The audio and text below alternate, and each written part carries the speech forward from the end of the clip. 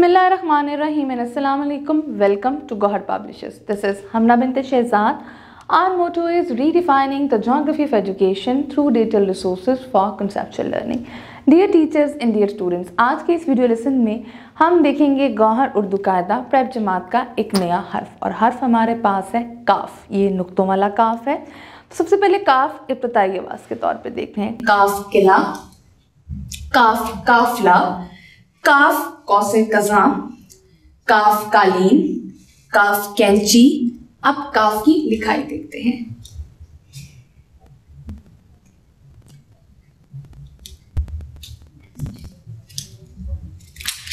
जी बहुत आसान। काफ दो नुक्ते,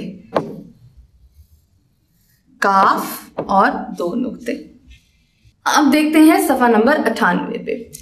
काफ काफला, काफ कौसे कज़ा, काफ किला, का को की के, कारी कद कलम कायदा कमीज, कैंची कुली कीमत कैद कतार कुल्फी कला कर्ज कैदी।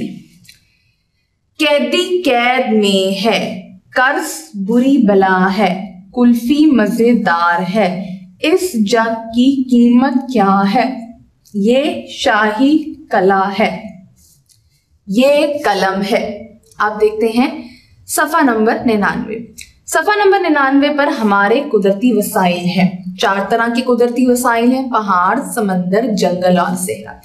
सबसे पहले तो हम ये जानेंगे कि कुदरती वसाइल होते क्या हैं। कुदरती वसाइल से मुराद वो वसाइल हैं जो अल्लाह ताला ने इंसानों के फायदे के लिए पैदा किए हैं। ये अल्लाह ताला ने हमें एज अ तोहफा दिए हैं, ये अल्लाह ताला की एक नेमत है। जैसे कि पहाड़ कुदरती वसाइल है, पहाड़ों से हमें मुख्तलिफ किस्म की मादनियात मिलती हैं, जैसे सोना चांदी लोहा कोयला गैस वगैरह।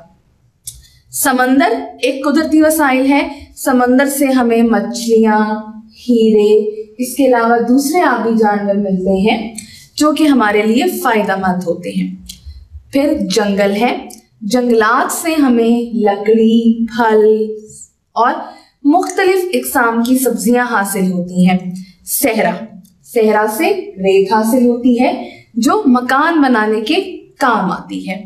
जी कुदरती वसाइल को जाया नहीं करना चाहिए, ये अल्लाह ताला की एक नेमत है।